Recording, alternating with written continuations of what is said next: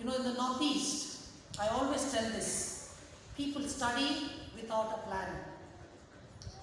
People do degrees without even idea what they're doing. Just accumulating degrees. That's why you see, there are so many educated, unemployed people in the Northeast. Because people study without an idea. What are you doing? I'm studying. And the most famous job description in the Northeast, I'm talking about Mizoram, Nagaland, Manipur and Meghalaya. Very common job description. I'll ask them, so what have you done? Oh, I finished my graduation. I finished my post-graduation. What are you doing now? Nothing. Nothing is the most famous job description. And I can't understand. How can you say nothing? You see, what is the difference between being unemployed before having a degree and after having a degree? See, if you are unemployed without a degree, I can understand. But you have a degree and you are unemployed, then something is wrong. And you know what is wrong? You have studied without a vision. You have studied without a dream. You have studied without a goal. See, you are gifted in studying. I don't know, I can't understand how you can study without a plan. Recently, a Manipuri boy came to me and he wanted to do an article on my life for his journalism class. He was in his final year. So I said, okay, sure. I gave him an appointment. He started to interview me. Then I asked him, what are you doing? He said, I'm doing computer science, journalism and psychology.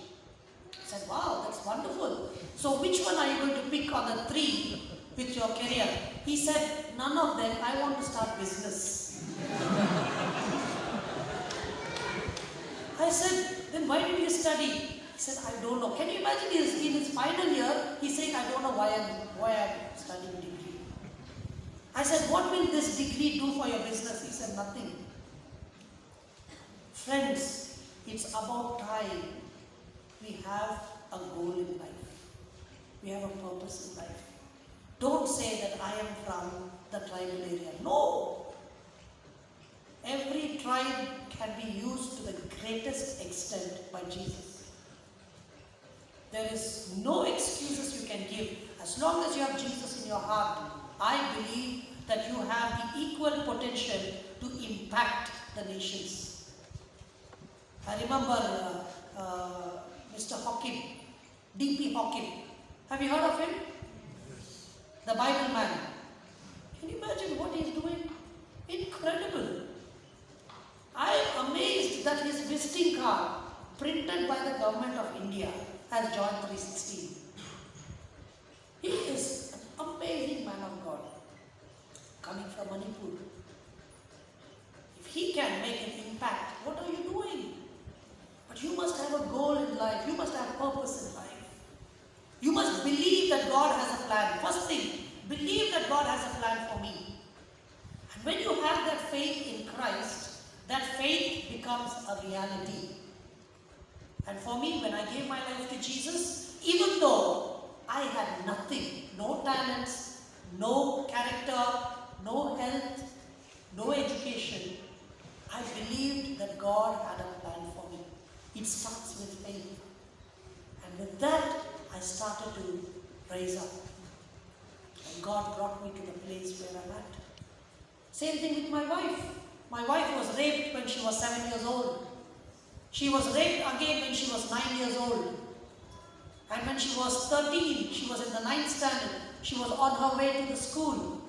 A 30-year-old man came. He was stalking her, caught hold of her hand and pulled towards her mother and said, I want to marry your daughter. She was only 13. Fear gripped her. She went into a trauma and she locked herself in the house and she would not step out. Hence, she could not complete her education.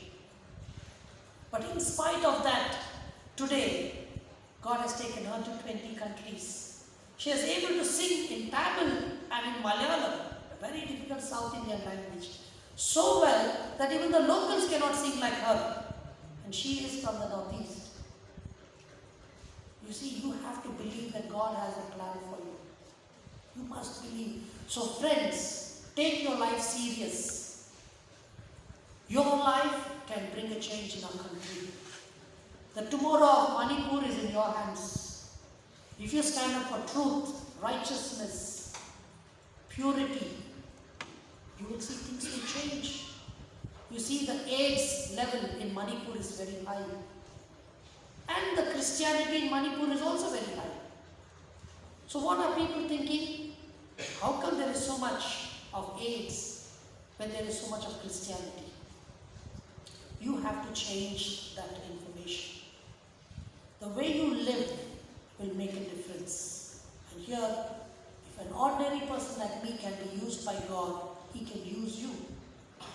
One thing I want to close with is have faith that God has a life partner for you. Have faith for that. You know, a lot of people in the Northeast live a very loose life when they go out of their homes. When they come to Bangalore, when they come to Delhi, they don't go to church. And many of them, you see, you are inborn. Your talent is in your beauty and in your singing. These two things are there, but don't misuse them. Beautify yourself inside. Don't waste your money just for outward beauty. And here, so many of them who have gotten into wrong relationships. Many of them would write to me saying, Benny, I'm completely shattered, I'm completely broken. I said, what happened? I trusted this boyfriend and everything is gone. What are you doing? I'm a student. I'll tell you, friends, whoever is a student, the best age to get into a relationship is an age when you're ready to get married. Because then you're not wasting time. Because as a student, you have a lot of responsibilities. You are not joining a college for family planning. That is not your plan. Your parents have sent you to college not to start a family. It is for you to get educated, right? And it's all hard-earned money. It's not cheap money. It's not wasted money. It is sacrificial money. So take that. I remember when I was 19 years old, for the first time in my life, when I was in Bible college, this beautiful girl from Maharashtra came to me and she expressed that she liked me. And I was like, I've never seen that. And I come from a very conservative family where boys and girls, we never talk with each other. And here I come and then this girl comes and expresses. Now what do I do? Since I don't know what to do, I remain silent. That's the best thing you can do, is to be silent. So she gave me an autograph book and she said, why don't you write your thoughts? Thinking that I'm not good with speaking, might be I'm good at writing. And what happened when I was 9, I'm 44 now, I still remember that. I wrote these words to her. If you fall in a river, there is a boat. If you fall in a well, there is a rope. But if you fall in love, guess there is no hope. Because at the age of 90, there is no hope in falling in love. Because I have other commitments to do. I want to tell you, friends, I thank God at 90, I did not fall into the trap of a relationship. Instead, I spent 7 hours practicing my guitar every day. And today, when I look back, I thank God that the time that I invested helped me to become a good musician, which helped me to travel the world and share the good news of Jesus. Otherwise, you're wasting your time. Imagine what's happening today. Young boy and girl, how much of time and emotions go into a relationship. And when the boy is free, automatically you have to be free, so you will bunk classes. And when the girl sends you a text, boy cannot even focus in the class, has to reply the text secretly. When the girl becomes sick, she has fever, automatically the boy also gets fever. I don't know how that works. But I think that is called viral fever. But you see, if you are not in a relationship, you don't have to worry about all these things. You can focus on developing your skills, your talents, your education, And I'll tell you, all that time that you have as a student, you will be able to utilize in the future. And in the right season, God will bring the right guide. Why do you want to go through brokenness so soon? So remember, friends, don't waste your time on these things. Don't spend too much time on Facebook and Instagram. They're not going to give you money anyways. And always remember, keep your phone clean. You know how to keep the phone clean? Don't put a password. You know, my phone has no password. Many times when I'm speaking, I give my phone to people. And they'll say, what is the password?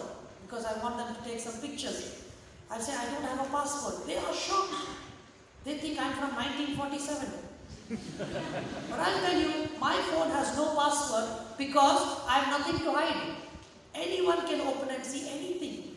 Many of them don't want others to see their phone because the phone is filled with filth. Dirty jokes, dirty pictures, dirty videos. I'll tell you, you keep your phone clean. Take out the password. Let your phone be transparent. When your phone is transparent, your life becomes transparent. If your phone is clean, your heart also will become clean. Simple things. Start doing that, friends. I'll tell you, your life will never be the same. You will be a great testimony for Manipur. You will be a great witness, being a cookie to the nations. Nothing is going to stop you. So have faith that God has a plan. And if there's anyone here who are in the professional world and you want to impact at your workplace, I would highly recommend you to do the Apologetics Discipleship Training School. Well, we did not get to see it, show it at the beginning of the service because I'm going to close by playing a song on the pan flute. But you can always go on YouTube and put YWAM Apologetics DTS. Or you can even go on Facebook and write and I can send you more information. But it's a brilliant school to get equipped so that you can share what it means to be a Christian at your workplace. And let me close with this song, You Raise Me Up, on the pan flute. And you will see a video with excerpts from the Passion of Christ. We'll have some reverb on this microphone also, please.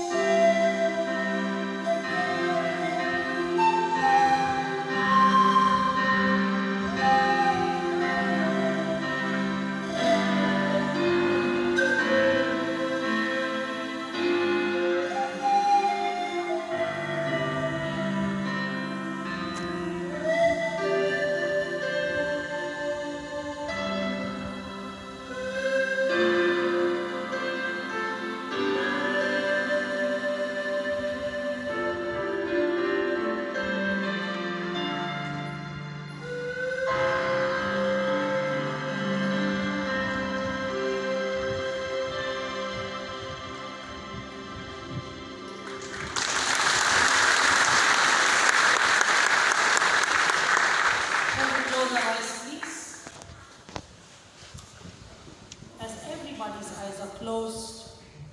I really don't know where you are at your walk with Jesus. But if there's anybody here, you know that you have not been walking right with God. You know that the things that you're seeing is not right. The things that you think are not right. The things that you talk are not right. The relationships that you are in are not right. But you feel convicted deep down inside your heart. And you want to say, Benny, I just want to change. I want to start a new walk with you.